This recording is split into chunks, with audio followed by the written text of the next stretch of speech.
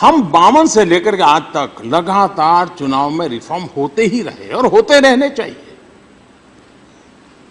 और मैं मानता हूं इसकी चर्चा भी लगातार होती रहनी चाहिए। उसके अंदर खुले मन से चर्चा होनी चाहिए, बंधे मन से होने की कोई जरूरत नहीं है। लेकिन आउटराइट ये कह देना कि एक देश एक चुनाव के हम पक्ष में नहीं है, अरे चर्चा तो करो भाई, आपके विचार होंगे। हम चीजों को स्थगित करो। मैं मानता हूं जी, ये जितने बड़े बड़े नेता हैं, व्यक्तिगत जब भी मिला हूं, सबने कहा यार ये बीमारी से तो मुक्त होना चाहिए। एक बार 5 साल में एक बार चुनाव आए, महीना 2 महीना चुनाव का उत्सव चले, फिर सब काम में लगे। ये बात सबने बताई। सार्वजनिक रूप से स्टैंड लेने में दिक्कत होती होगी। क्या ये समय की मांग नहीं है कि हमारे देश में कम से कम मतदाता सूची तो एक हो? पहले 18 और 21 दो मतदान के अलग अलग होने के कारण अब 18 सबका मतदान है। आज देश का दुर्भाग्य है, जितने चुनाव उतनी मतदाता सूची। कितना देश का खर्च हो रहा है, कितना मैन पावर उस मतदाता सूची में लग रहा है। राज्य और केंद्र मिलकर के कानून बनाए और तय करे भाई एक ही मतदाता। और मैं बताता हूं, पंचायतों के चुनाव वाली मतदाता सूची होती है, उसमें एक भी मतदाता छूटता नहीं है, क्योंकि वहां एक एक वोट की कीमत होती है कि 30-40 वोट से हार जीत होती है। अगर वो मतदाता सूची हमारी मतदाता सूची में कभी समस्या ही नहीं आएगी। उसी प्रकार से पोलिंग स्टेशन, मतदाता को हर बार याद करना पड़े, मेरा उसको पता होना चाहिए तुम्हारा पोलिंग स्टेशन यही स्कूल का वो कमरा है तुम्हारा हमेशा। ये व्यवस्था क्यों विकसित नहीं हो सकती? और इसलिए इलेक्शन के रिफॉर्म्स अनिवार्य है, कर होने रहने चाहिए। लेकिन हम ये मान के चले, अच्छा हमारे देश में पहले एक देश एक चुनाव होता था जी, ये 92 गड़बड़ होने के बाद डिरेल हुआ है और उसका सबसे अधिक बेनिफिट आप लोगों को मिला है।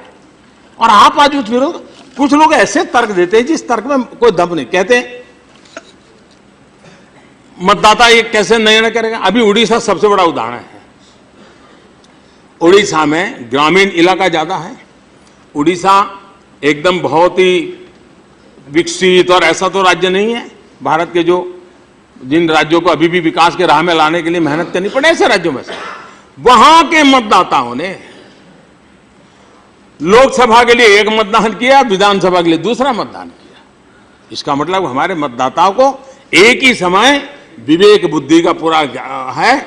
मैं तो कुछ तो सीटें ऐसी है कि जहां नीचे की सारे असेंबली सीटें विधानसभा में गई बीजेडी को और लोकसभा उन्होंने बीजेपी को दी। ये मैच्योरिटी हमारे देश में, हम उनका अनादर कर रहे हैं। कुछ लोग कहते हैं, ये कैसा भ्रम फैलाया गया है कि अगर 7 चुनाव होंगे तो रीजनल पार्टियां खत्म हो जाएगी। जहां जहां लोकसभा और विधानसभा के चुनाव साथ हुए हैं, उस सब जगह पर प्रादेशिक पक्ष जीते हैं। देख लीजिए इतिहास पूरा, प्रादेशिक पक्ष जीते हैं। अभी आंध्र का चुनाव हुआ, प्रादेशिक पक्ष जीत करके आया। उड़ीसा का चुनाव हुआ, प्रादेशिक पक्ष जीत करके आया। देश के मतदाताओं के समझ आए, हम उनकी समझ पर शक न करें। और इसलिए इस प्रकार के जो हम चर्चा के बाद नहीं होगा, लेकिन हम पहले से तक ये बिल्कुल नहीं, हम नहीं घुसने देंगे। ये तरीका लोकतंत्र में नहीं होता है। खुले मन से बात होनी चाहिए, हर प्रयास का स्वागत होना चाहिए, प्रयास के अंदर हम अपनी भूमिका बतानी चाहिए। लेकिन हम पहले से ही दरवाजे बंद करें तो कभी बदलाव नहीं आता है। और भारत के मतदाता का नीर क्षीर विवेक जो है, उस पर हम कभी भी शक न करें, ये मेरा मत है। कभी कभी ये मैं सोच रहा हूं, क्या सिर्फ ईवीएम का विरोध करते हैं? जी नहीं। हमने विरोधी दल का मतलब, मुझे लगता है कि लेटर एंड स्पिरिट में पकड़ लिया है। विरोधी यानी विरोधी करना, ऑपोजिशन मतलब ऑपोजिशन ही करना।